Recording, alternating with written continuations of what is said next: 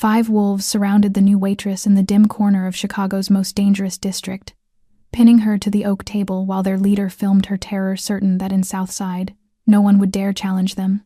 But when the room fell silent, and Vincent Moretti rose from the shadows, his charcoal suit worth more than their lives combined, their laughter choked in their throats before the first bone even cracked. What he did next didn't just save Elena Blackwood, it left a dent in the woods so deep that 6 months later, the whole city still whispers about the night the devil walked out of the darkness to collect his debt. If this story already has you hooked, smash that like button and subscribe so you don't miss what happens next.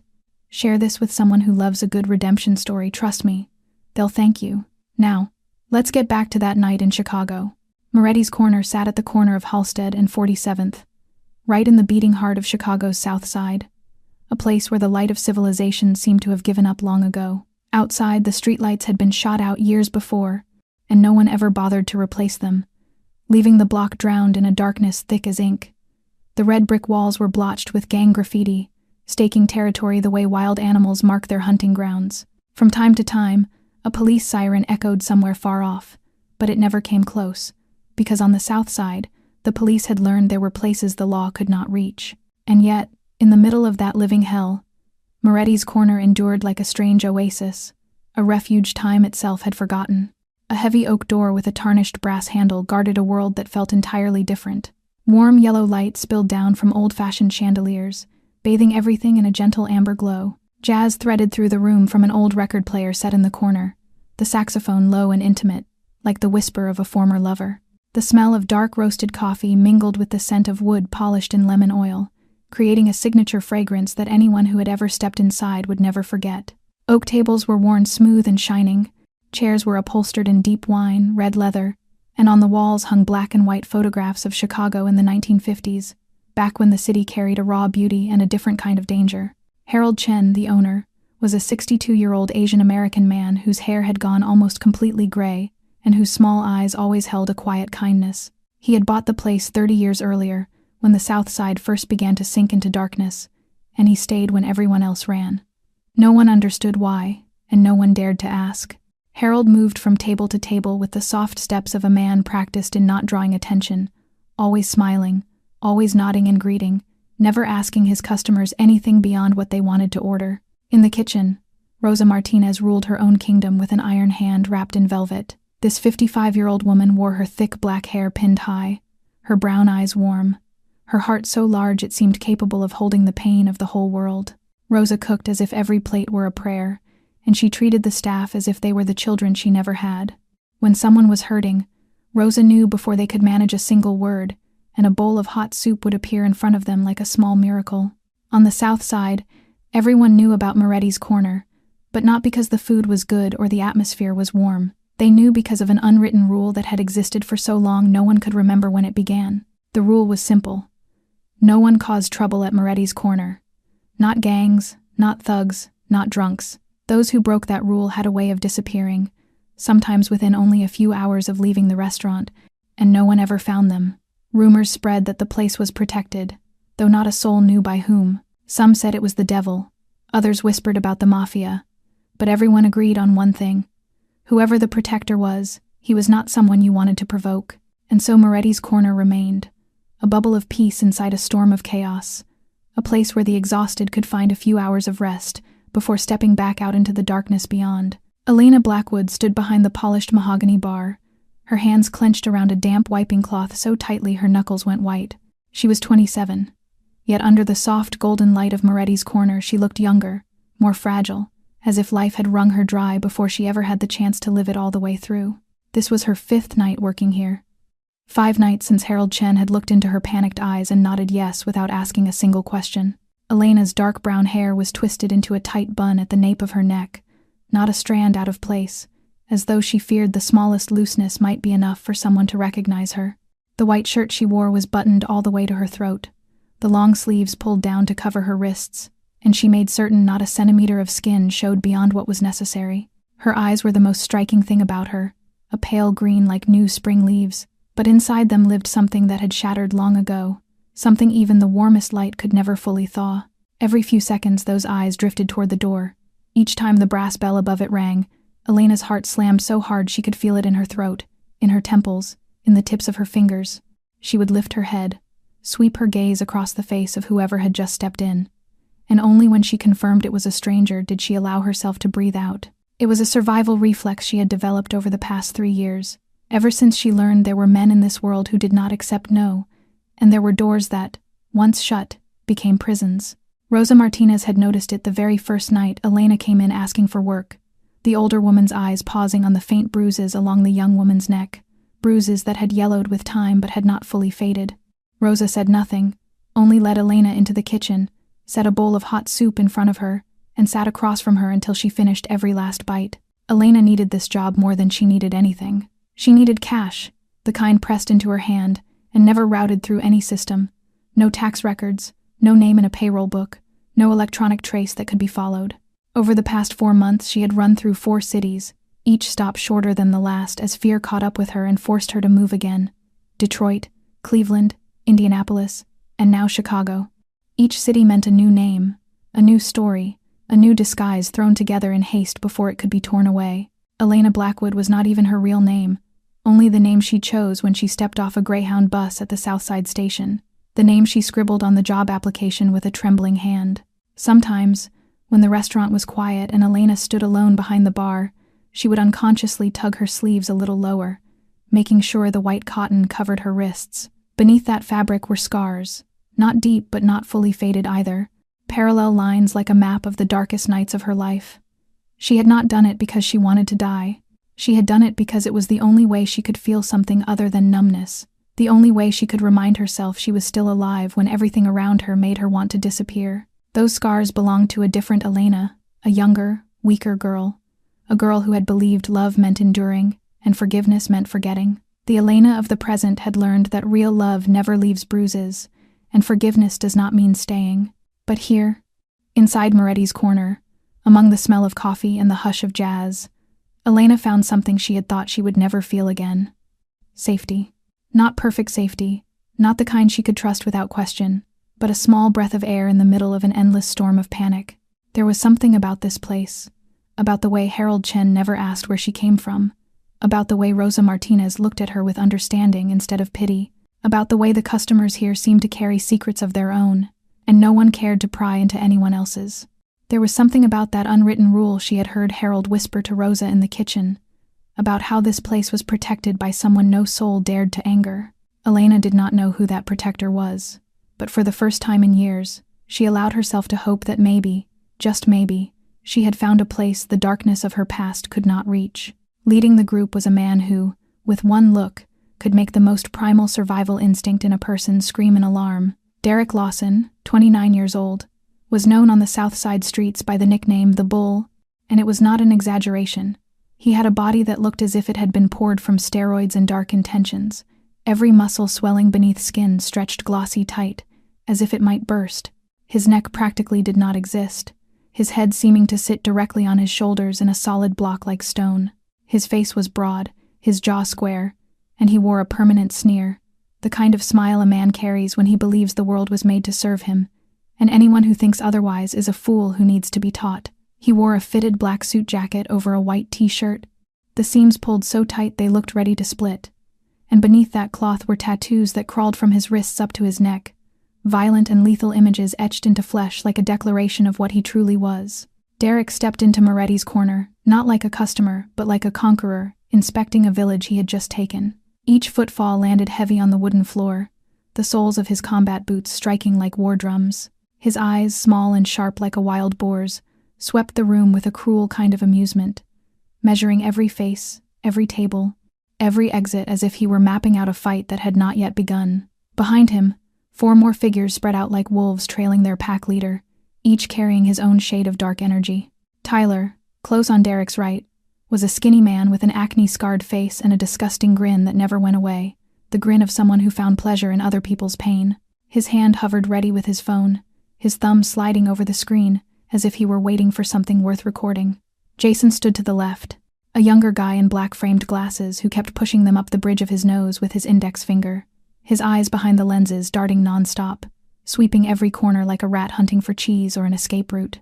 Kevin was frightening in a different way, with a baby face, pale skin, and cheeks still carrying a little softness from adolescence, but his blue eyes were ice cold and completely empty, without even a flicker of conscience or empathy.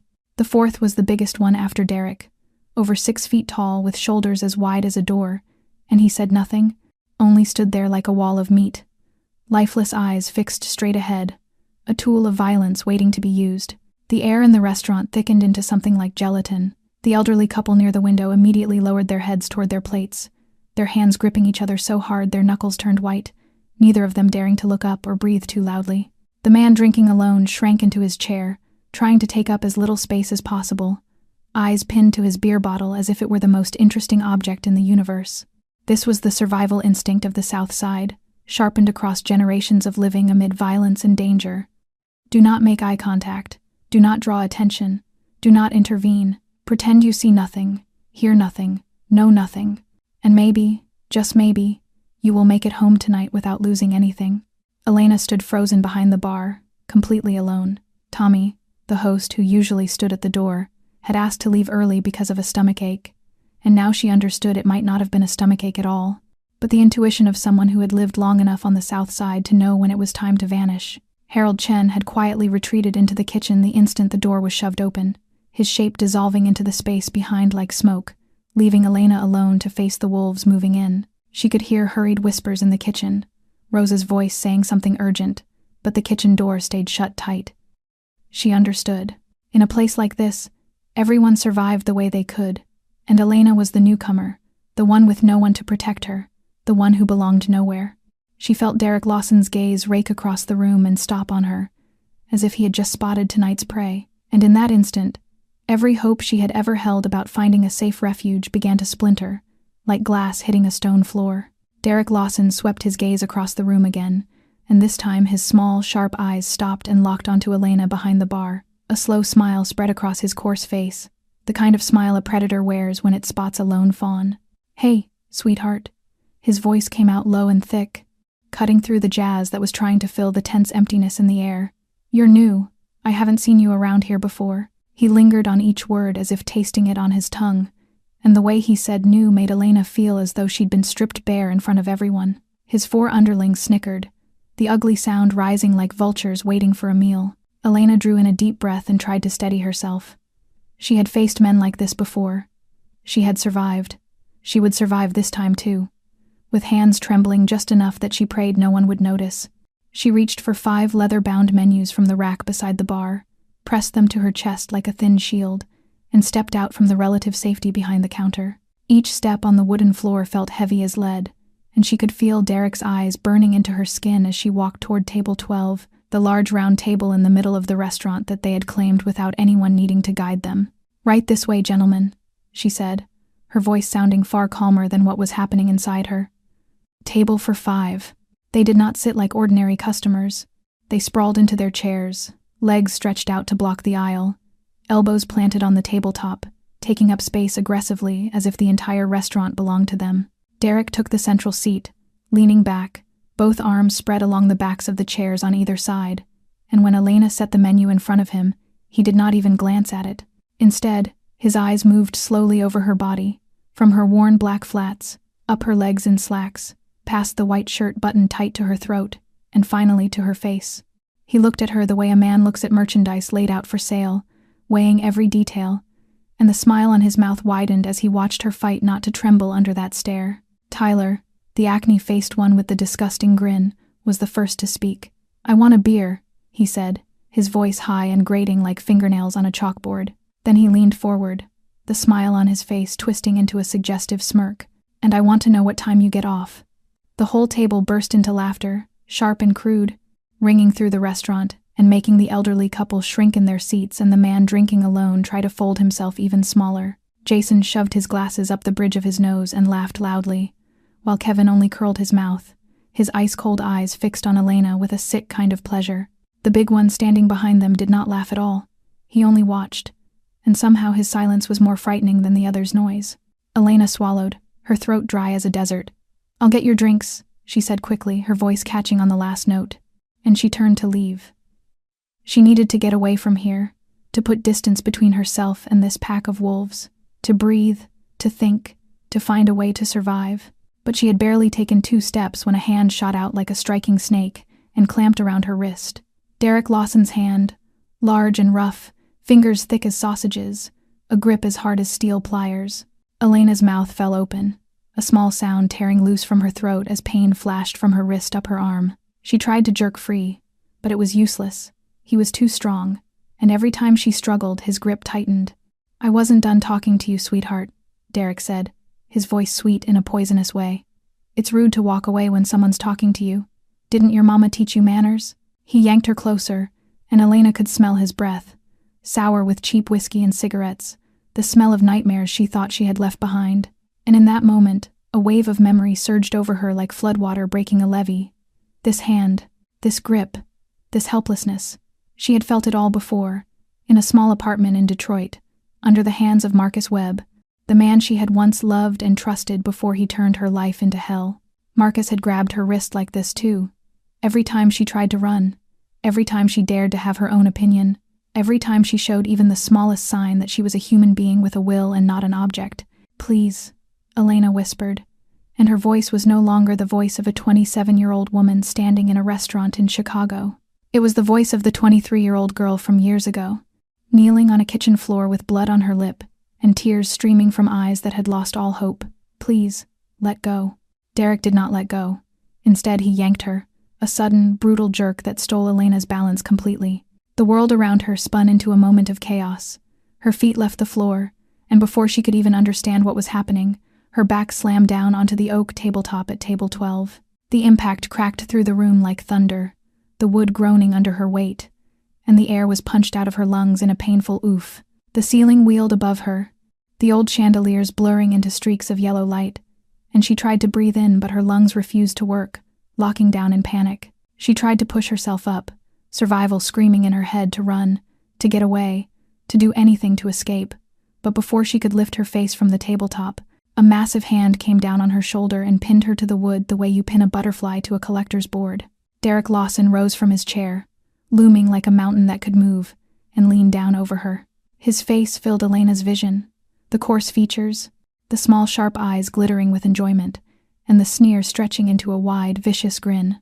The weight of his hand on her shoulder felt like a boulder, and no matter how she twisted, how she fought, how she tried to wrench herself free, he did not budge. He was too strong, too big, and she was too small, too fragile, too helpless. His 4 underlings crowded around the table like vultures circling a carcass, their faces sliding into Elena's peripheral vision like ghosts from hell. Tyler lifted his phone, the bright screen aimed straight at her, and the flash flared, blinding, as he started recording. "Oh man, this is gold," he giggled, his thin voice full of delight. "The boys back home are gonna love this." The stench flooded Elena's nose, a disgusting mix of cheap cologne, the kind men buy at a dollar store hoping it will make them seem refined, only to end up smelling like the lowest grade brothel. Mixed into it were cigarette smoke, old sweat, beer, and something else she could not name but her body recognized instantly. The scent of danger, the smell of violence boiling just under the surface, waiting to break free. She wanted to vomit, wanted to scream, wanted to vanish, but her throat tightened and nothing came out but broken, ragged breaths. Tears began to spill from the corners of her eyes, hot and salty, pouring out without control like a dam that had just burst. She did not want to cry, did not want them to see her weakness, did not want to become entertainment for them, but her body betrayed her. The tears slid down her cheeks and fell onto the oak table, and she could hear their laughter rising like wolves howling in the night. Jason roared with laughter, shoving his glasses up his nose as he leaned in for a better look. Kevin stood at the end of the table, ice-cold eyes fixed on her with a sick pleasure he did not bother to hide. The big one blocked the aisle with his arms folded across his chest, a wall of flesh that let no one come in and no one get out. "Look at her shake," Derek bellowed, his voice filling the restaurant, not bothering to lower it because he knew no one in this room would dare interfere. "Look at her cry. Pathetic." Inside Elena's head, the world began to shrink, narrowing into a black tunnel made of nothing but fear and despair. She had been here before, not in this restaurant, not under Derek Lawson's hands, but somewhere that felt exactly like this. The apartment in Detroit, the cold kitchen floor, Marcus's hand pressing down on her throat, squeezing until bright specks danced in front of her eyes. "Here we go again," a voice in her mind whispered, a voice that had broken long ago, and no longer had the strength to fight. Just like Marcus, I can't get out. I'm never going to get out. She had run through 4 cities, changed her name, erased every trace, tried to rebuild herself from ash, and still it ended like this. Flat on her back on a table, a man holding her down, laughter closing in around her from men who saw her as a toy. Maybe this was her fate. Maybe she had been marked from birth to be a victim, and no matter where she ran, no matter how hard she tried, she would never escape that shadow. Elena closed her eyes, and darkness dropped over her like a blanket. She no longer saw Derek's face, no longer saw the flash from Tyler's phone, no longer saw the ceiling spinning, only darkness, and within that darkness she whispered a prayer she no longer believed would be answered. "Please," she breathed, her voice barely more than air, a thin thread holding her to hope. "Please, someone, anyone." But on the south side of Chicago, no one answered prayers.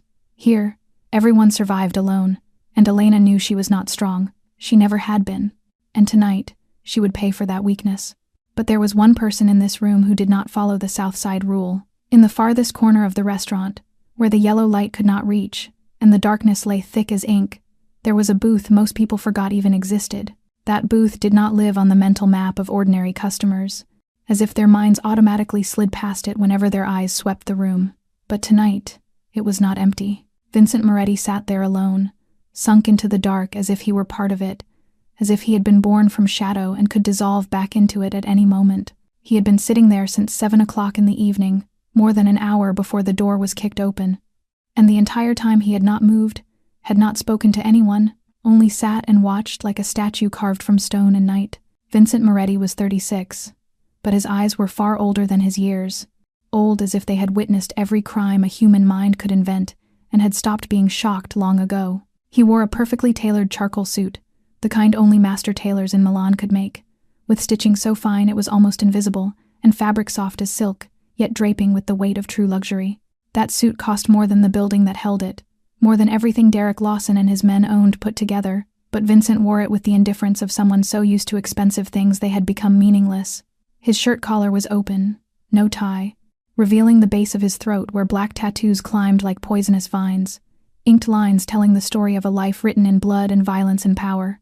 The tattoos rose from his chest to his neck, half hidden beneath the collar, a quiet warning to anyone who noticed that this was not a man to provoke. In front of Vincent sat an espresso that had gone cold long ago. He did not drink it, had never intended to. The cup was only an excuse to be here, a prop in the play he was directing.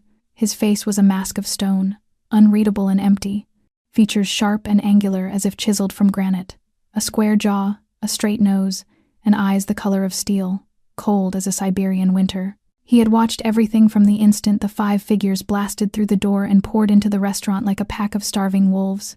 He had noted the way Derek Lawson moved like a conqueror, registered each face of the 4 men behind him, measured the danger of each and sorted them in his mind with the calm precision of someone who had killed more people than he could remember. He had watched the brown-haired waitress too, the way she tried to stay composed as she carried the menus to their table, the faint tremor in her hands that she tried to hide, the way she swallowed before she spoke, and how her voice came out steadier than her body betrayed.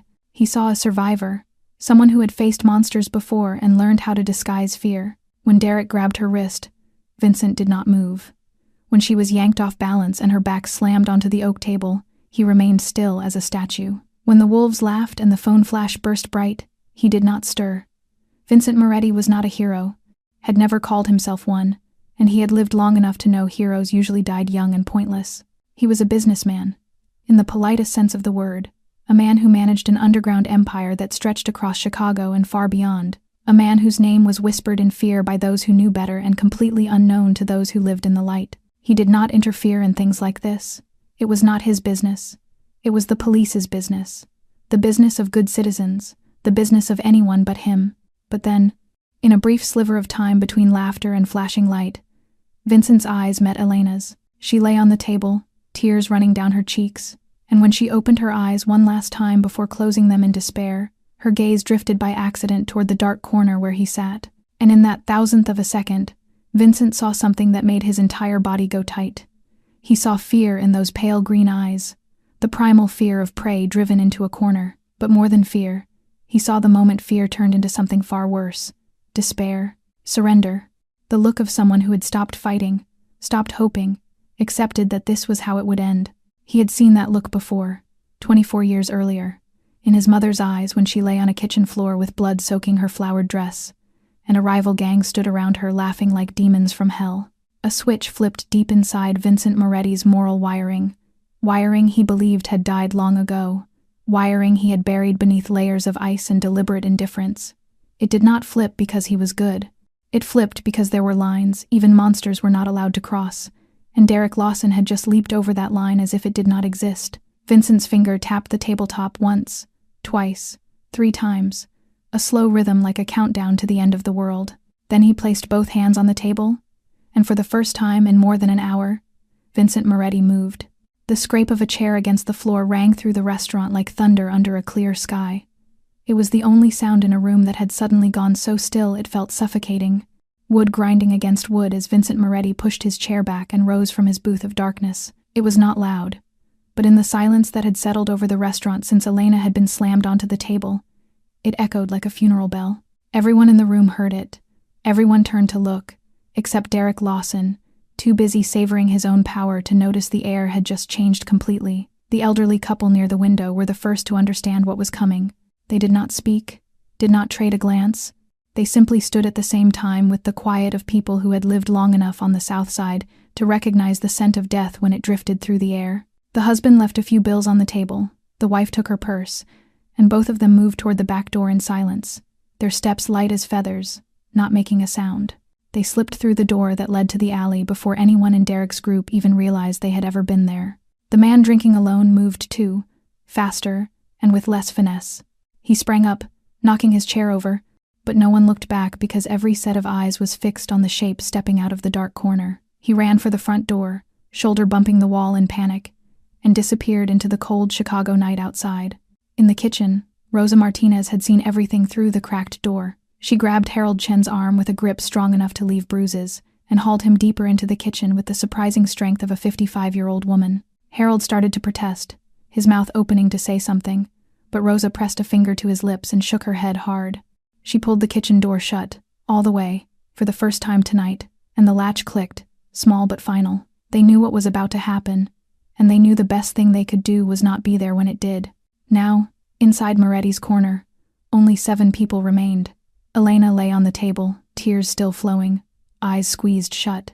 Derek Lawson stood beside her with his hand still crushing her shoulder, utterly unaware of the storm moving in.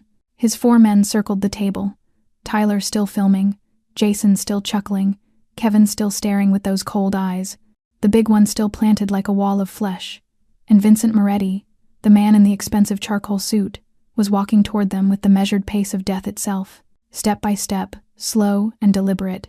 Each of Vincent's footsteps on the wooden floor sounded like a countdown, like the ticking of a clock measuring the last seconds before a bomb went off. He did not rush, did not hurry.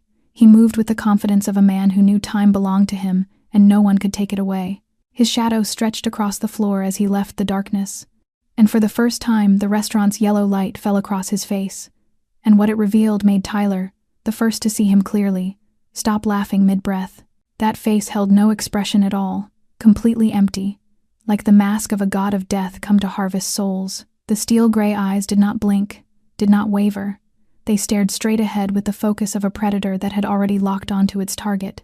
Tyler lowered his phone, the disgusting grin vanishing from his acne-marked face. Jason stopped laughing, pushing his glasses up the bridge of his nose in a nervous gesture.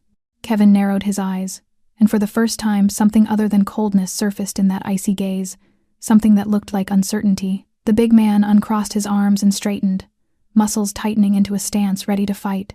Only Derek, only the foolish leader, still did not understand what was happening. He was still smiling, still saying something to Elena, still savoring the moment of his power, until he noticed his men had gone quiet and were staring at something behind him. Derek turned, and his smile died on his lips. Standing in front of him, only a few steps away, was a man he had never seen in his life. A man in a suit more expensive than anything Derek had ever worn, with tattoos crawling up his throat and eyes cold as an Arctic winter.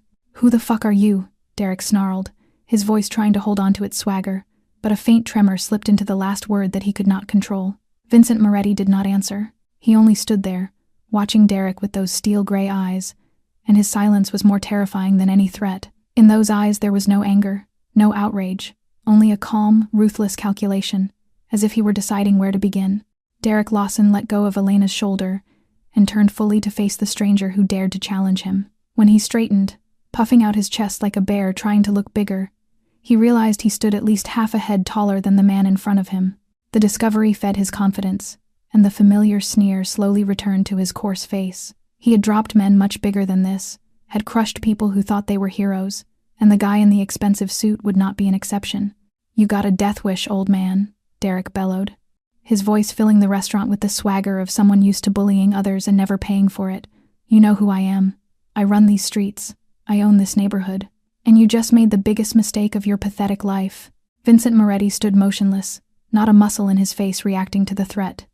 Then he spoke, and his voice came out like steel ground on stone, cold and sharp enough to cut the air. "I know exactly who you are, Derek Lawson." Derek's name fell from Vincent's mouth like a death sentence, every syllable pronounced clearly and slowly. 29 years old, born in Gary, Indiana, moved to Chicago at 17, ran with the Southside Kings until you decided you were too big for them. Now you think you're a wolf, but you're nothing more than a dog that's forgotten its leash. Derek flinched as if someone had thrown ice water in his face. He knew his name. He knew his past. He knew things only a handful of people knew. Suddenly the confidence began to crack, and a cold feeling crawled up Derek's spine like the fingers of death. Kevin was the first one in the group to understand. The baby-faced underling with ice-cold eyes had heard the stories, had seen the photographs in meetings he never should have been allowed into. The color drained from his face until he looked like a corpse, and his voice came out as a panicked whisper. Boss, wait!" Kevin stepped back one pace, then two, his eyes never leaving the man in the charcoal suit. That's Vincent Moretti." The name dropped into the group like an atomic bomb. Tyler let his phone fall, the screen shattering when it hit the floor, but he did not even bend to pick it up. Jason backed away until his spine met the wall, his glasses fogging with sweat. The big man stood frozen, all the aggression drained from his posture, replaced by the primal fear of prey, realizing it is standing in front of the apex predator. Derek's face changed in an instant. The red of anger and arrogance drained away like water slipping through fingers, replaced by the pale wash of pure fear. He knew that name. Everyone on the South Side knew that name. Vincent Moretti, the boss of the Moretti family, the man who controlled half of Chicago from the shadows, the one the police did not dare touch and the gangs did not dare mention. There were stories about what happened to people who crossed his line, stories about bodies that were never found, and men who vanished without leaving a trace. Derek had thought he was a wolf, but what stood in front of him now was a monster wolves bowed to. Vincent watched fear spread through Derek's group, with the indifference of someone who had seen it too many times. Then he said, his tone calm as if he were discussing the weather, "You have 5 seconds to apologize to the lady and leave this restaurant. If you do that, you walk out of here with your legs intact." He paused just long enough for the words to sink in. 5. Derek did not move, his jaw dropping open but no sound coming out. 4. Tyler started edging toward the door, but a look from Vincent locked him in place. 3. Jason was shaking, sweat pouring down his face. 2. Kevin dropped to his knees, head bowed as if he were praying. Derek opened his mouth, trying to force something out. Maybe an apology, maybe a plea, but his throat had gone dry, and not a single word escaped. 1. The silence stretched for 1 heartbeat, then 2, and Derek still stood frozen like a pillar of salt, too shocked, too terrified to do anything. Vincent stared at him without blinking, and a thin smile, sharp as a blade, appeared on his mouth for the first time that night. "Time's up." Vincent moved, with no warning, no preparatory motion. Only the instant he was still, and the next instant he was right in front of Derek, a speed the naked eye could not track, the speed of a man tempered in violence since childhood, the speed of death when it finally decides to harvest. Vincent's hand shot out, long strong fingers seizing the back of Derek's head, gripping the short hair that stood stiff as steel, and in one single motion, smooth as running water, he smashed Derek's face down into the oak tabletop. The sound detonated in the enclosed space like thunder, a dry crack of bone meeting wood as Derek's nose broke under the impact. Blood sprayed across the table like red paint, hot drops spattering outward, and Derek screamed a sound that did not belong to any man, the howl of a wounded animal, of someone learning for the first time what real pain was. Tyler reacted first, survival instinct kicking in when his leader went down, and he lunged at Vincent with a raised fist, shouting something meaningless, but he was slow, far too slow, like a fly drifting into a spider's web. Vincent turned with deadly grace, caught the incoming wrist, and twisted, and the snap of bone rang out, dry and sharp like a branch breaking in winter, and Tyler shrieked. His wrist folded at an impossible angle, bone bulging beneath the skin as if it wanted to tear free, and the phone he had been using to film fell to the floor, the screen still lit, still recording, while Vincent calmly stepped on it, heel grinding the device into shards of plastic and glass. Tyler collapsed, clutching the broken wrist, tears and snot running down his acne-marked face. Jason was next, the man with the glasses charging from behind, maybe thinking an attack from a blind spot would give him an advantage. A mistake. Vincent did not even turn around. He simply shifted one step to the side with a dancer's precision, letting Jason's own momentum carry him forward. Then Vincent's hand grabbed the back of Jason's head and drove it hard. Jason's skull struck the brick wall with a dull thud like a watermelon hitting the ground. His glasses shattered, and he dropped like a sack of potatoes, unconscious before he finished falling, blood beginning to seep from a cut on his forehead and stain his sandy hair. Kevin had drawn a knife, and while Vincent dealt with the other two, the baby-faced underling with the cold eyes had pulled a switchblade from his back pocket, the steel blade gleaming under the yellow light. He did not rush in like the others. He waited, he calculated, and when Vincent turned toward him, he slashed with the precision of someone used to using a knife.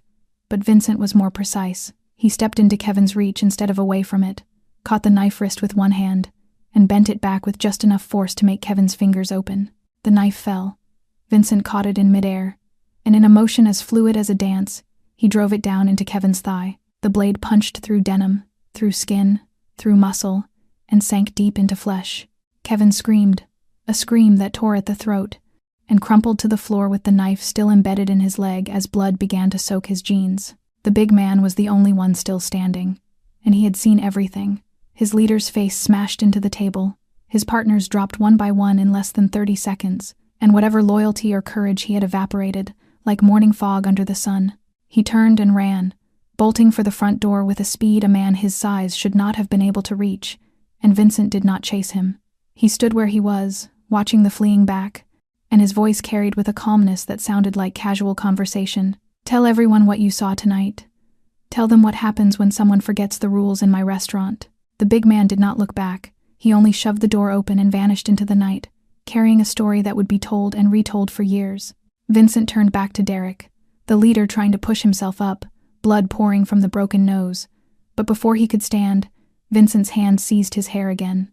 This time Vincent hauled Derek's head up high enough for him to see, to look through swollen, terrified eyes, and then Vincent drove him down again, and again, each impact measured, each one aimed at the same spot on the tabletop, and when the final blow ended, Derek lay motionless, his face slick with blood, and in the oak surface a deep dent had appeared, wood crushed under the repeated force, a permanent scar on the polished sheen. Vincent looked at the dent, then down at Derek, and his voice was ice.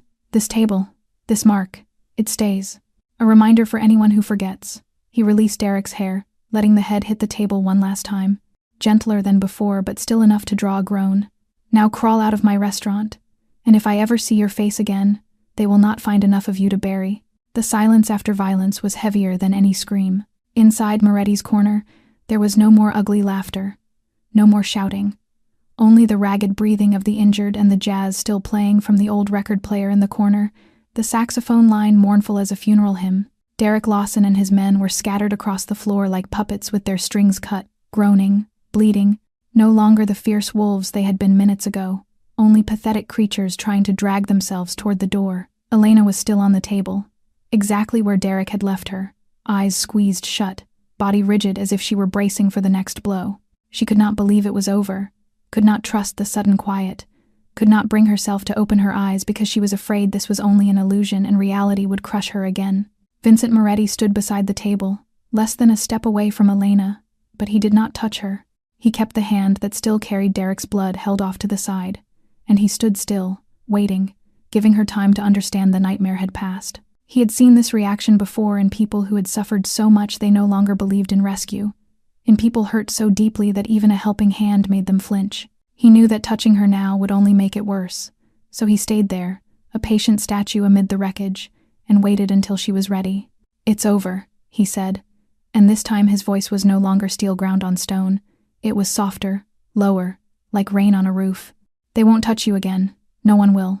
Elena opened her eyes, slowly, as if her eyelids weighed 1,000 pounds, as if light itself might burn her if she looked too quickly. The first thing she saw was the ceiling with its old chandeliers, then the oak tabletop beside her head with smeared blood and the fresh, deep dent. Then she turned her face, and her pale green eyes met the steel-gray eyes looking down at her. It was the first time she truly looked into Vincent Moretti's eyes, and what she found there startled her so completely she forgot to breathe. There was no cruelty, no threat, nothing she had ever seen in the eyes of men who had hurt her. Only a deep calm, and buried beneath that ice, a spark she could not name, maybe understanding, maybe pain that had cooled long ago. "Can you stand?" Vincent asked, and he held his hand out, palm up, an invitation without pressure. Elena stared at that hand, the hand that had crushed 5 men in less than a minute, the hand with long, strong fingers that had slammed Derek's head into the table without hesitation, and yet now it waited, patient, asking nothing, demanding nothing, simply there if she wanted it. She swallowed hard, and with an act that took more courage than anything she had ever done, she placed her hand in his. Vincent's skin was warm, warmer than she expected, and his fingers closed around hers as gently as if he were holding a newborn bird. He helped her sit up, slowly, and when she swung her legs down from the table and tried to stand, her knees buckled, the world tilted, and she almost fell. But Vincent was there, his hand catching her elbow with just enough strength to steady her, not gripping, not controlling, only supporting. "Easy," he said. "Take your time." The kitchen door flew open and Rosa Martinez burst out like a storm, tears streaming down her lined cheeks, and she ran to Elena and wrapped her in an embrace, her soft, warm arms pulling the young woman tight against her chest as if she feared that if she let go, Elena would vanish. "Mija! Mija!" Rosa sobbed, Spanish tangled with English in the rush of emotion. "I'm so sorry. I should have done something. I should have." But the words broke apart into choking sobs, and she could only hold Elena tighter, stroking her hair, whispering comforts that were useless and yet honest down to the bone. Harold Chen came out behind her, his old face pale and full of regret, his hands trembling as he stood there not knowing what to do, able only to repeat, "I'm sorry. I'm so sorry." Vincent stepped back to give Rosa space to hold Elena, then turned to Harold, his voice settling back into its usual coldness. "I'll cover the damages. All of it. The table stays as it is, but anything else that needs replacing, send the bill to me." He paused, his steel-gray eyes passing over Elena once more. "And double her salary. She's earned it." Harold nodded again and again like a puppet, not daring to meet Vincent's gaze, agreeing to everything the Mafia boss said. Vincent pulled his phone from his suit pocket and made a short call. "Dominic. Moretti's corner. Cleanup needed. 5 packages. Still breathing. Needs to be removed before morning." He ended the call, slipped the phone away, and walked toward the door. But before he stepped out, he stopped and looked back at Elena one last time. She stood in Rosa's arms, eyes red and swollen from crying, but she was looking at him, and in that look there was a question she could not bring herself to speak. "Same time tomorrow," Vincent said, and his voice was neither a promise nor an order, only a fact. 7 in the evening, I'll be at my usual table." Then he stepped into the night, the door closing behind him, and Elena stood there watching him go, not yet knowing that her life had just changed forever. A week had passed since that fateful night, and everything at Moretti's corner had changed in ways Elena never could have predicted. Every evening, at exactly 7 o'clock, the heavy oak door would open, and Vincent Moretti would step inside, always alone, always in perfectly tailored suits that cost more than most people made in a year, always with that expressionless face like a stone mask. He would walk straight to the booth in the farthest corner where the shadows were thickest, sit down with his back to the wall and his eyes angled toward the door, and order an espresso he rarely finished. His steady, regular arrival was a message delivered night after night, a reminder to anyone watching that this place belonged to him, that the people inside were protected by a force no one dared challenge. Rumors spread like wildfire through the South Side in the days that followed, whispered in filthy bars, passed mouth to ear in dark alleys, retold with reverence by those who had heard the story from the big man who escaped that night, Moretti's territory. Touch no one. Never set foot in that restaurant unless you want to eat. Never look wrong at the brown-haired waitress. Never forget the devil is sitting in the dark corner and he never sleeps. The result was simple. No thug dared step through the doors of Moretti's corner anymore. The hard faces that used to drift in now and then for free food and to harass the staff vanished completely, as if an invisible circle of protection had been drawn around the restaurant, and anyone with bad intentions was pushed back by a force they could not see. The customers now were ordinary people, tired workers coming off a shift, couples looking for a quiet dinner, older folks who wanted to sip coffee and remember the old days. They came, they ate, they paid, and they left without anyone being threatened, without anyone being bothered, without anyone having to lower their eyes to avoid the stare of someone stronger. It was the kind of peace the South Side rarely knew, and it was bought at the price of the fear Vincent Moretti's name could summon. Elena watched him every night from behind the bar, her green eyes sliding again and again toward the dark booth where he sat. At first, she was still afraid. Of course she was. He was Mafia, a boss, a man who had crushed 5 men in less than a minute without even changing his breathing. She had seen him in motion, had seen the cold, calculated violence in every choice he made, and she knew he was dangerous in ways Derek Lawson could only dream of. But as the days passed, as she carried his espresso to the table and he nodded his thanks, as their eyes met by accident and he did not rush to look away, she began to understand something. He did not look at her the way Derek had. There was no hunger in it, no ownership, no gaze that measured her like a thing for sale. When Vincent Moretti looked at her, he simply looked, as if she were a person and not an object, as if she had value beyond anything her body could offer. He began to ask about her day, not intrusive questions, not curiosity about her past, only simple ones. How was today? Any difficult customers? Did Rosa make the special tomato soup today?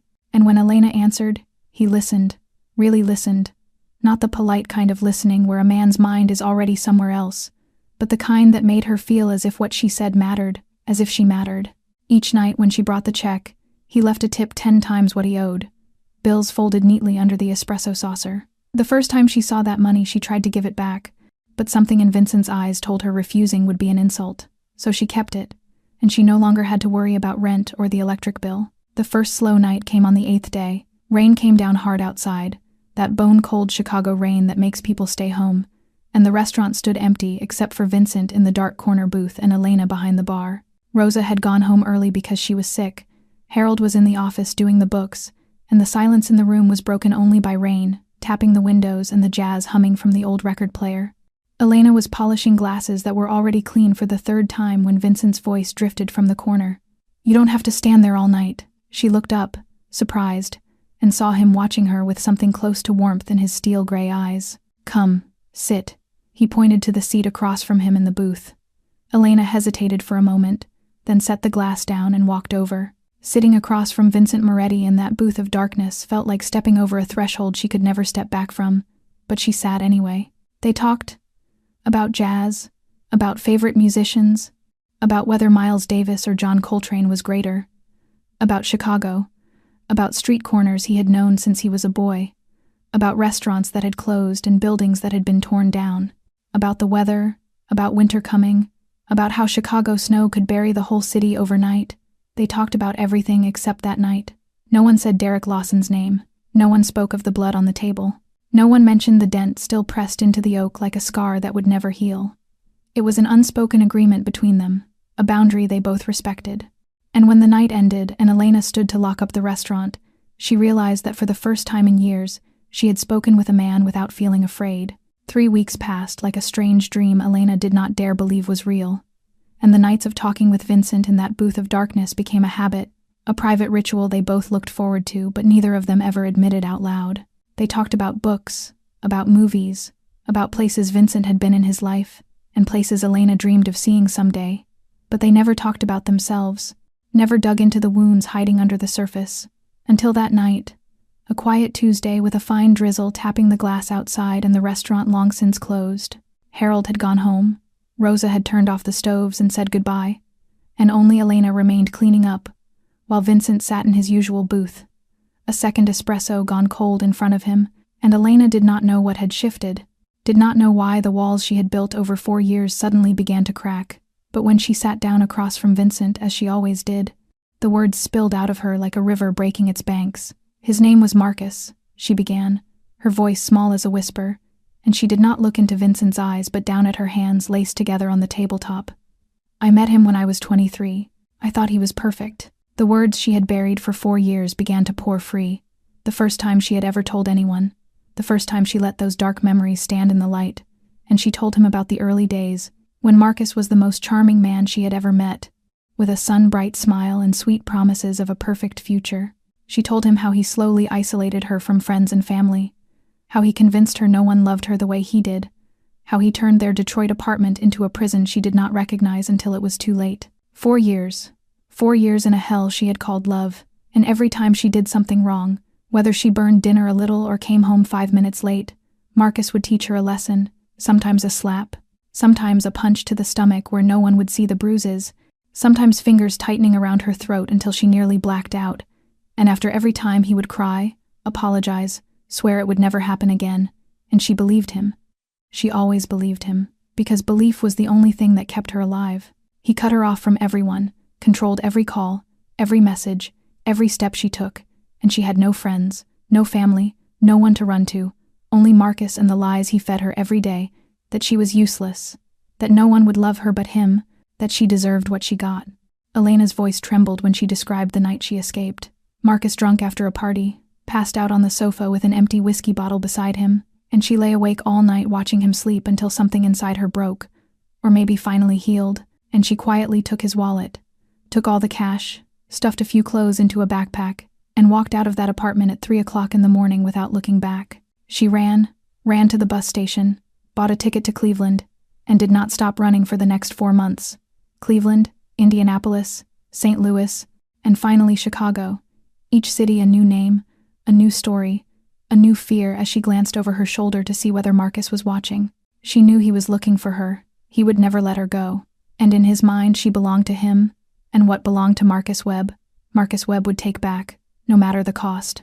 Through all of it, Vincent said nothing, sitting still as stone, steel-gray eyes never leaving her face, listening, truly listening. With a complete attention Elena had never received from anyone, and he did not interrupt, did not offer useless advice, did not say hollow lines like, "Everything will be okay," that she had heard too many times.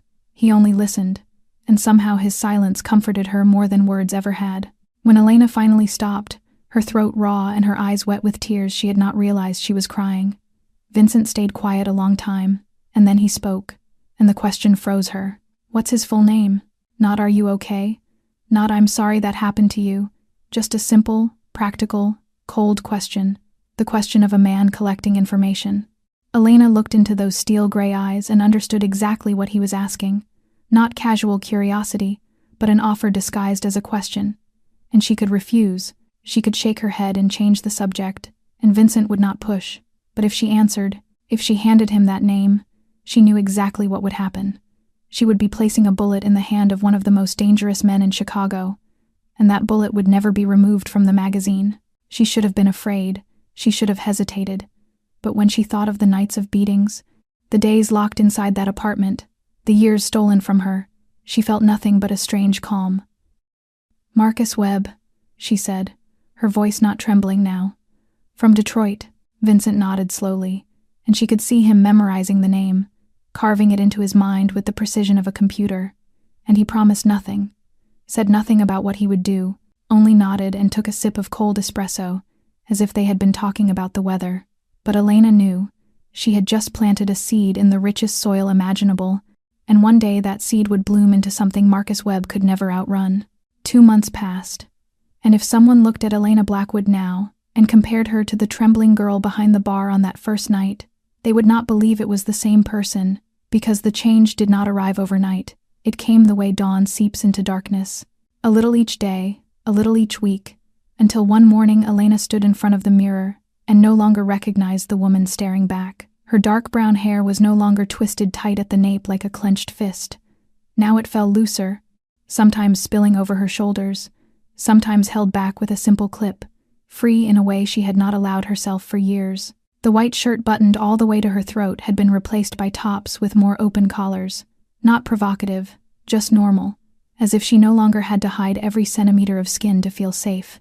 And the long sleeves she used to wear to cover the scars on her wrists, sometimes she still wore them, but sometimes, on hot days, she rolled them up, and if anyone noticed those faint lines, she did not feel shame anymore, because they were part of her, a map of the road she had survived, and she had learned that survival was not something to hide. The change was not only on the outside either. Elena learned things no school ever taught.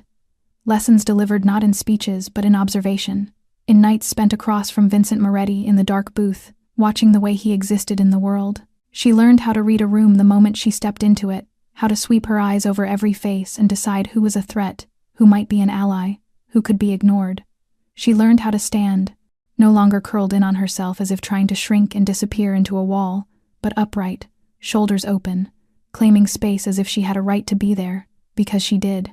She learned how to speak, no longer with the trembling whisper of someone asking permission to exist, but with a clear, decisive voice, the voice of a person who knew what she wanted and was not afraid to demand it. Vincent never sat her down and taught these things formally, but he did not need to, because she learned by watching him, by absorbing how he moved, how he spoke, how he controlled every situation without raising his voice or making threats.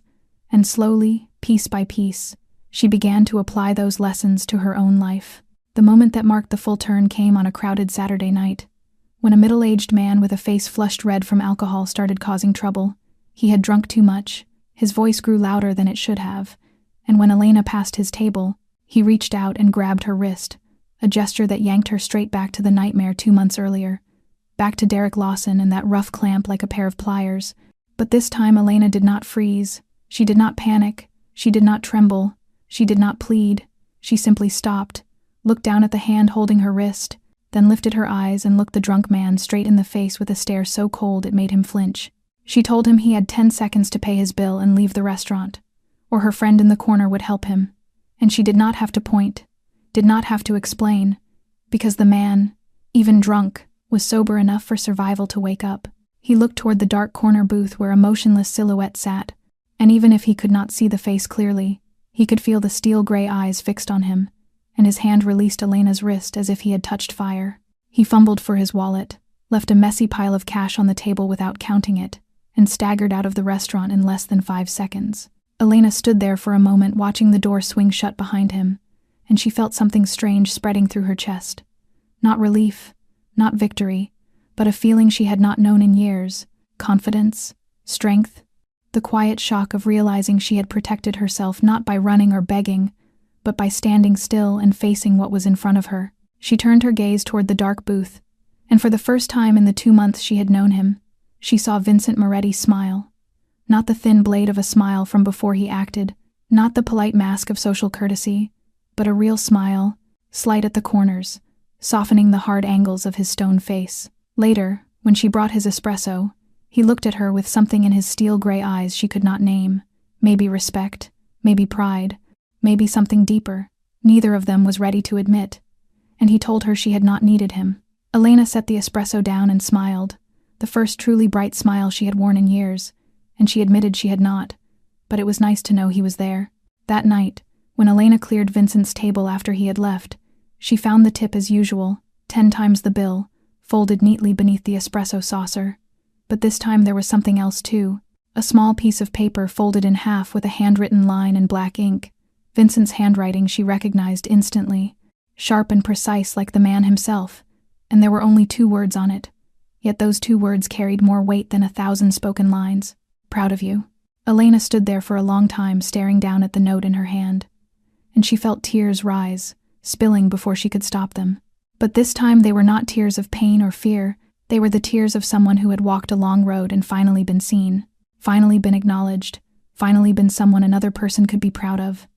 She folded the paper carefully and slipped it into her pocket close to her heart, where she would keep it forever as a reminder that she was not a victim anymore. She was a survivor, and she was growing stronger every day. Something had changed between them, a subtle shift in the air whenever they were close, as if the atmosphere itself had grown thicker, heavier with things that were never spoken aloud. What Elena had with Vincent was no longer as simple as protector and protected. It had evolved into something more complicated, more dangerous, something they both felt but neither dared to name. Elena noticed first, one afternoon as she was getting ready for the evening shift, and caught herself checking the clock again and again. 6:45, 6:50, 6:55, her heart picking up speed as the minute hand crept toward 12, and when 7 o'clock came and the door opened and that familiar silhouette in a charcoal suit stepped inside, A wave of relief and excitement washed through her body that she could not explain. It was not the feeling of safety a victim feels when her guardian appears. It was something else entirely. Something that warmed her cheeks and made her turn away to hide the smile rising at the corners of her mouth. She began to notice small things she had once overlooked, the way Vincent always chose the seat with a clear view of the entrance. Yet his eyes drifted toward the bar where she stood more often than they watched the door. The way he always ordered espresso and rarely finished it, as if the drink were only an excuse to sit there. The way his steel-gray gaze seemed to soften a fraction, only a fraction, when it landed on her, as if the eternal ice were melting at the edges. Elena wondered whether she was imagining it, whether she was seeing what was not there because she wanted it to be there. But then, on late nights when they sat across from each other in the dark booth, she would catch him looking at her with an expression she could not decode, and she knew she was not imagining. Something was happening between them, something neither of them had the courage to say out loud. Vincent knew too, in his own way. He had lived 36 years without needing anyone, had built an empire out of blood and violence without letting a single person get close enough to become a weakness. Yet here, inside this small restaurant in the middle of Chicago's South Side, he found something he did not know he had been searching for. Peace. For the first time in years, he had a place he could go without being on guard every second. A place where he could lower his shield, even a little. A place where someone looked at him not with fear or greed but with something close to acceptance. Dominic, his most loyal bodyguard, had noticed the change long ago, and one night as they sat in the glossy black SUV parked outside Moretti's corner, Dominic finally asked the question he had been carrying for weeks. "Why this restaurant every night, boss?" His voice neutral, not judging, only curious. "There are 100 places in this city with better espresso." Vincent did not answer. He only stared through the window at the restaurant, where the warm yellow light spilled out like a beacon in the night. And Dominic was smart enough not to ask again, but between them stood barriers as high as mountains, walls built from the past and from fear. Vincent was Mafia, a boss, a man with hands stained by the blood of countless enemies, living in a world where violence was the main language and death waited at every street corner, and pulling Elena into that world would put her in the crosshairs of every enemy he had ever made, and he had made many. And Elena had only just escaped 4 years under the hand of a controlling man, 4 years imprisoned inside a toxic relationship that had nearly crushed her. So how could she trust again? How could she open herself to another man, especially a man 100 times more dangerous than Marcus? She had fought too hard to claw back her freedom and independence, and the thought of depending on anyone again, even Vincent Moretti, made her shiver. So they kept their distance, sitting across from each other in the dark booth, talking about everything and nothing, carefully avoiding the subjects that might carry them into dangerous territory. Sometimes, in a moment of carelessness, their hands would brush when Elena set the espresso down, and electricity would snap through that touch like a small bolt of lightning, and they would both pull back, both look away, both pretend nothing had happened, but they both knew, they both felt it. There was a fire smoldering between them, held back by reason and fear. Yet with each day that passed it burned a little higher, a little hotter, a little more dangerous, and the tension they refused to resolve kept building like pressure inside a bomb with a ticking timer. And both Elena and Vincent knew that sooner or later something would have to explode. They just did not know when, and they did not know what would be left after the blast. 3 months had passed since the first night, and Elena's life had found a new rhythm, a fragile but precious stability she had learned to cherish. Each evening she worked, she talked with Vincent in the dark corner booth, and she went home with the feeling that maybe, just maybe, she had found a place where she belonged. But tonight was different. Tonight, for the first time in 3 months, Vincent did not come. She had received a text from an unknown number that afternoon, only a few short words. "Business tonight, won't make it, V." She knew it was him. Knew that in his world there were nights when business could not be delayed. Nights when a mafia boss had to do what a mafia boss had to do. She did not ask, did not demand an explanation, only read the message and slipped her phone into her pocket with a small disappointment she tried to hide even from herself. Yet all night she could not stop looking toward the empty booth, could not stop feeling hollow, as if part of the room had disappeared. By 9 o'clock in the evening the restaurant was almost empty. Rosa had gone home with back pain. Harold was doing the books in the office behind the kitchen, and only a few scattered customers remained finishing their meals. Elena was wiping down table 8 by the window, the damp cloth moving in circles over the glossy wood. When the bell over the door rang, a familiar sound she had heard thousands of times, but tonight something made the hair rise on the back of her neck before she even looked up. a premonition, a primal instinct sharpened by 4 years of living in hell.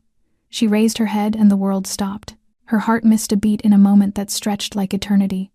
Her blood seemed to congeal in her veins. And all the strength, all the confidence she had built over the last 3 months vanished like morning mist in sunlight. Standing in the doorway, wearing the smile she had once loved and then learned to fear, was Marcus Webb. He was still as handsome as she remembered, handsome in the dangerous way of a venomous snake whose scales gleam under the sun. His blonde hair was slicked back without a strand out of place, perfect as if he had stepped out of a magazine photo shoot. His summer sky blue eyes, the eyes she once drowned in, looked at her now with a terrifying sense of ownership. He wore an expensive navy suit, perhaps even more expensive than anything he had owned back when they were together, and his polished leather shoes caught and reflected the restaurant's light. He looked successful, charming, completely ordinary, like a thriving businessman stopping in for a late dinner, and only Elena knew the monster hiding beneath that flawless surface. "There you are, baby," Marcus said, his voice sweet as honey, as if they had been apart for only a few days instead of the 4 months she had spent running in desperation. He stepped into the restaurant, and the door clicked shut behind him. A small sound like the lock of a cage. "I've been looking everywhere for you. Do you have any idea how worried I've been? Did you really think you could disappear? A customer posted a photo on social media, just a harmless selfie, but you were in the background. I'd recognize you anywhere." Each of his footsteps on the wooden floor sounded like a countdown to the end of the world, and Elena stood frozen, the cloth slipping from fingers gone numb without her noticing. Her body betrayed her, snapping back to old instincts programmed into her by 4 years of abuse. "Lower your head, avoid his eyes, make yourself small. Do not speak, do not run. Running only makes it worse." Every lesson she had learned from Vincent, every ounce of confidence she had built, dissolved the moment she faced the nightmare that had shaped her. Marcus moved closer, and Elena could not move, could not scream, could do nothing but stand there like a deer hypnotized by headlights just before the impact. He stopped directly in front of her, close enough that she could smell the expensive cologne he always wore, a scent she once loved and now made her stomach turn. His hand lifted, fingers cold as ice resting on her cheek, and she shuddered without meaning to. "Time to come home, Elena," he said, his fingertips stroking her cheek with a counterfeit tenderness she knew could turn to violence in a heartbeat. "I've missed you so much. I've changed, baby. I went to therapy, just like you always wanted. I'm a different man now." The lies flowed from his mouth, smooth as silk, the same lies she had heard 1,000 times before, after every beating, after every time she lay crying on the floor with blood on her lip. Elena looked around in desperation, searching for help, searching for anyone who might intervene. The last customers had left without her noticing. Harold was still in his office with the door shut tight, and Vincent, the only one who could stand against Marcus, was not here. She was alone, completely alone, and when her eyes returned to Marcus's blue gaze, she saw a flash of victory glittering there, and she understood. He had been watching. He had been observing, maybe for weeks, waiting for the perfect night, the night the mysterious protector did not appear. Marcus Webb never moved without a plan, and tonight every piece had fallen into place. His mouth curved into a smile only she understood, the smile of a predator that has driven its prey into a corner, and the hand on her cheek tightened a fraction, just enough to remind her what he could do if she did not behave. Marcus kept talking, his voice a symphony of manipulation polished by years of practice, every word chosen with care to spear straight through her defenses. "I've changed, Elena. I really have. I went to therapy, twice a week for 4 months. I understand now why I did those things. It was the stress, the pressure, my childhood trauma. But I've worked through it all. I'm not that man anymore." He looked at her with blue eyes full of counterfeit sincerity, and for one terrifying moment Elena felt a part of her want to believe him. That part was the 23-year-old girl she used to be, the girl who had loved Marcus Webb with her whole naive heart, the girl still hiding somewhere deep inside her and craving love so badly she would forgive anything. That part whispered that maybe he was telling the truth, maybe people could change, maybe this time would be different. But another part of her, the part that had survived hell, the part that had seen the truth behind the mask 100 times, was screaming that this was a trap, that these words were bait, that if she bit down again she would never get out. And then, in the middle of the war tearing her apart, another voice rose inside her. Not Marcus's, not fear's, but Vincent Moretti's low, steady voice echoing from the nights in the dark booth. "Take up space. Don't fold in. Stand straight. Look them in the eye. Never let anyone make you feel small. Those lessons cut through the fog of terror like sunlight breaking through storm clouds. Elena drew in a deep breath and felt air fill her lungs, and she found something in the bottom of herself she thought she had lost. Courage, anger, the refusal to accept the role of victim again. She stepped back, slipping out from under Marcus's hand on her cheek, and when she lifted her chin and looked straight into his blue eyes, her voice came out clearer and firmer than it ever had in her life. "No, I'm not going anywhere with you, Marcus. Not now, not ever." The change in Marcus's face happened in an instant. As if someone had ripped a mask away, the sweet smile vanished, the fake sincerity snuffed out like a candle, and what remained underneath was what Elena had learned to fear over 4 years. The blue eyes turned cold as ice, his jaw clenched, and a dark rage began to boil just beneath the surface. "You think you can just leave me?" His voice was not sweet anymore. It was the growl of an animal that had been denied, thick with threat and danger. "You think after everything I did for you, you can just walk away? I own you, Elena. I will always own you."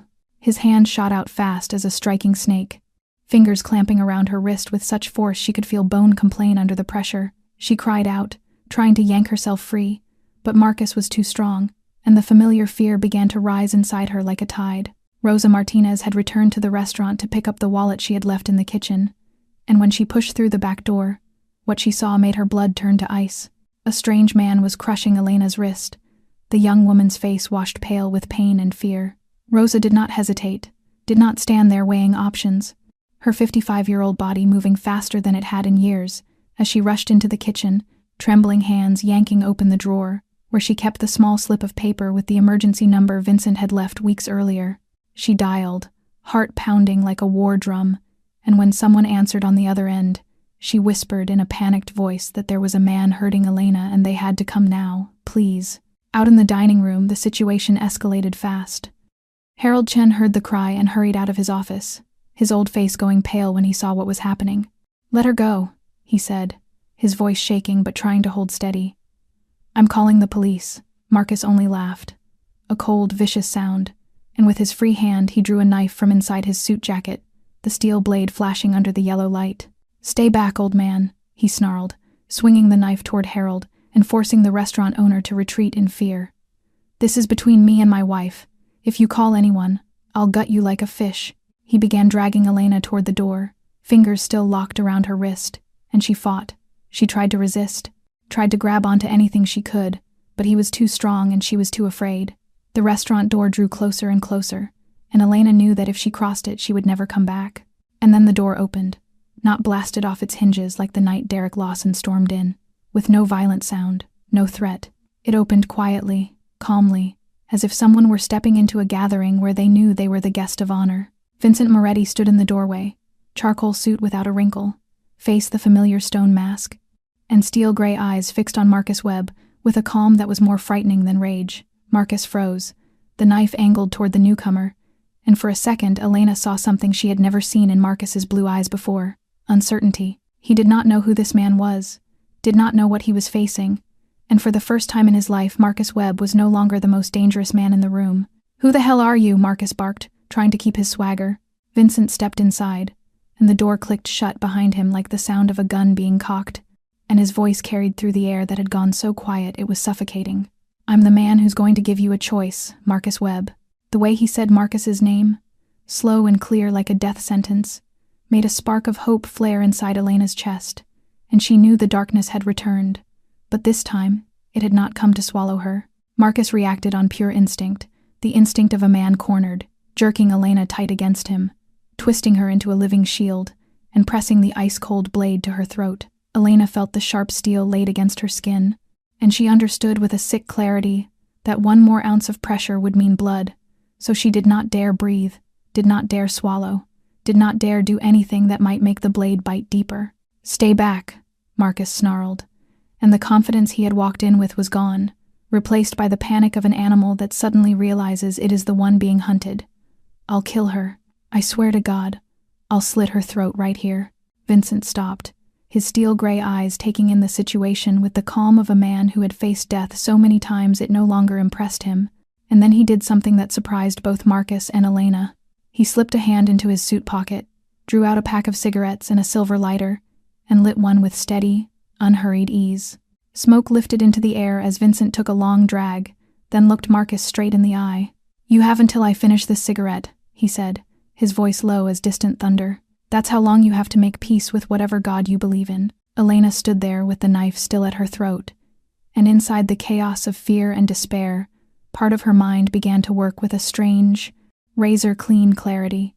She remembered the late-night conversations with Vincent, the unofficial lessons he had offered through stories and advice that had seemed casual at the time. "When someone holds you from behind," he had said once, "they expect you to try to pull back or lunge forward. They don't expect you to go down. Lower your center, turn, make space." The words played in her head like music, and she knew this was the moment that would decide everything. She could stand here and wait for someone to save her, or she could save herself. She had spent 4 years as Marcus Webb's victim. She would not give him one more second.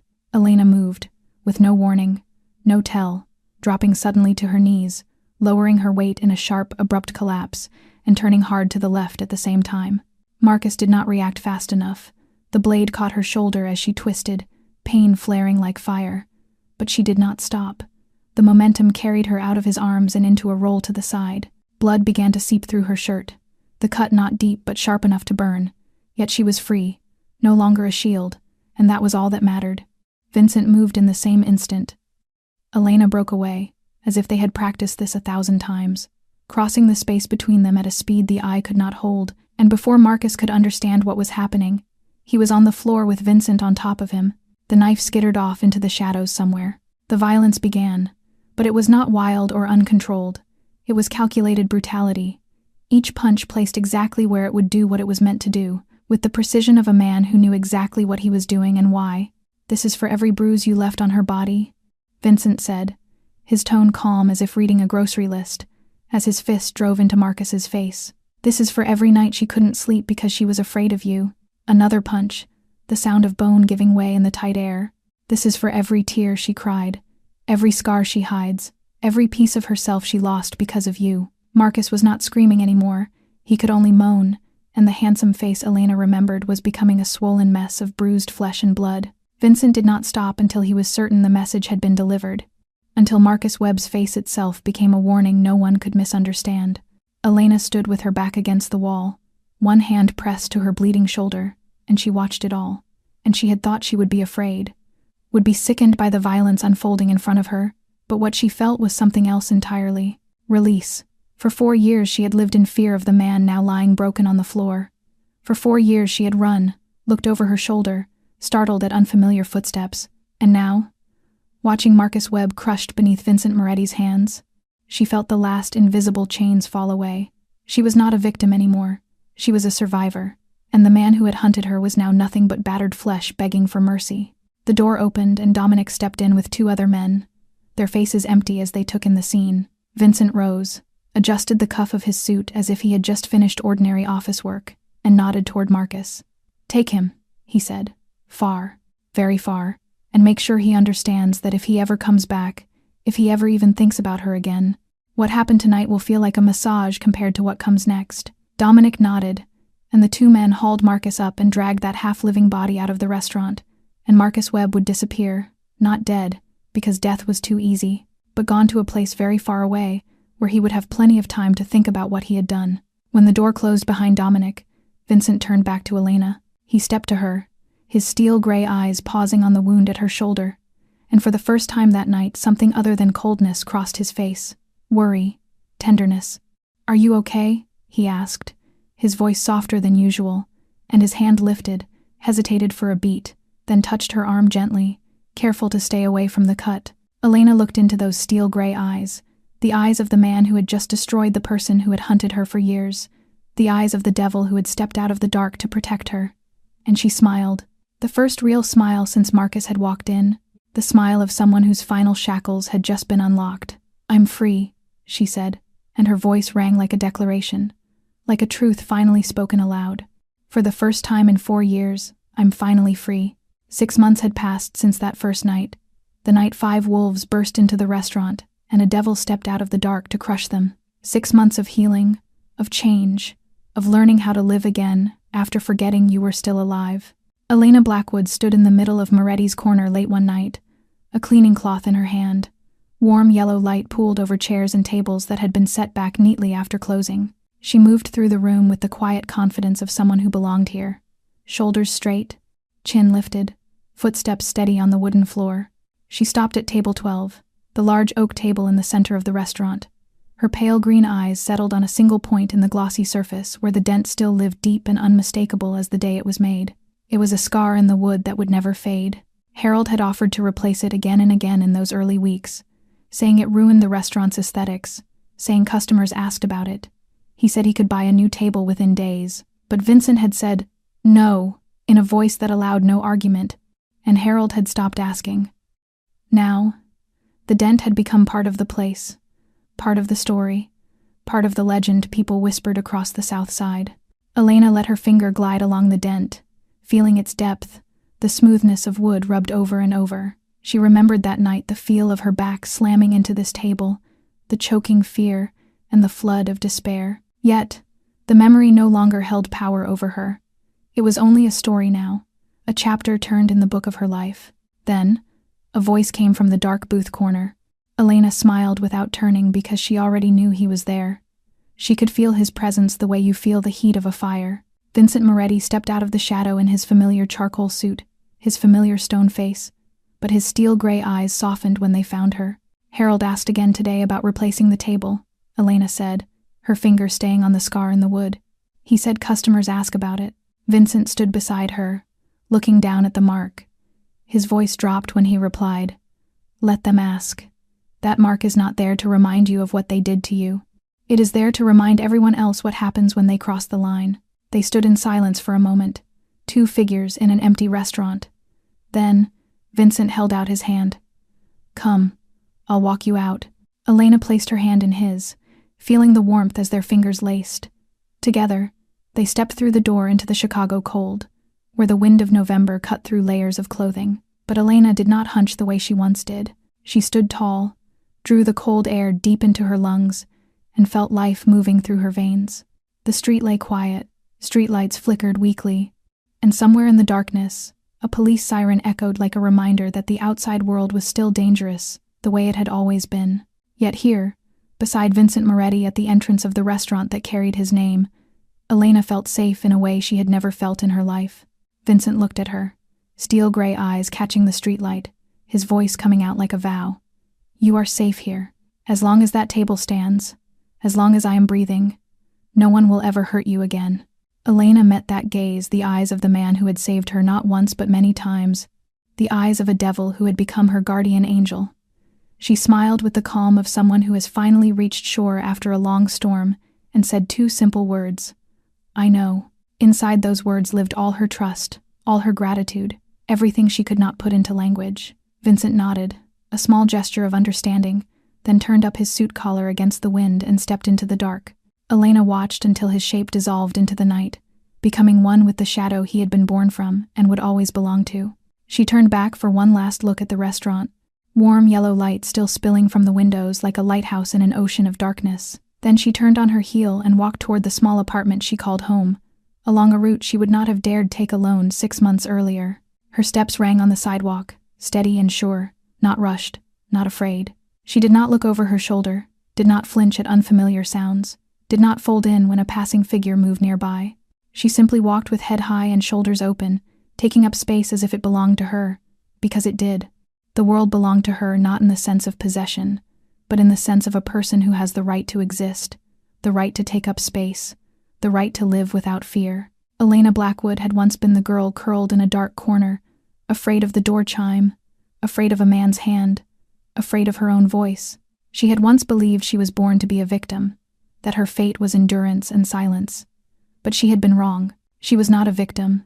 She was a survivor, someone who walked through hell and came out the other side with her soul intact, someone who learned to rise after being knocked down, learned to say no after years of only saying yes, learned to love herself after being taught she was unworthy of love.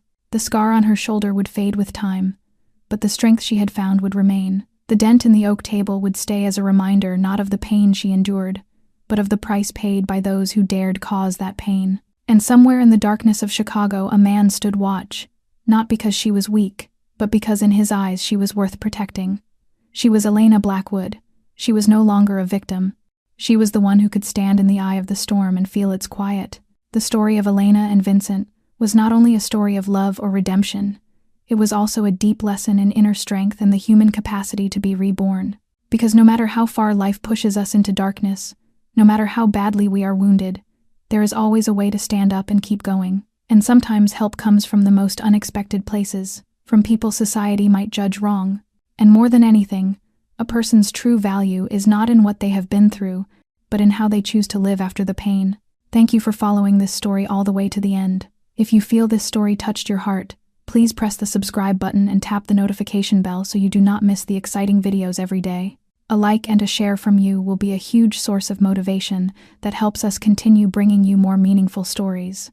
What did you feel about this story? Have you ever met or known someone who has gone through similar circumstances in real life? Please share your feelings in the comments below. We truly look forward to hearing the thoughts that come from the deepest part of your heart. We wish all of you watching this video abundant health, a joyful life, and days filled with peace and happiness. Goodbye and see you again in the next video.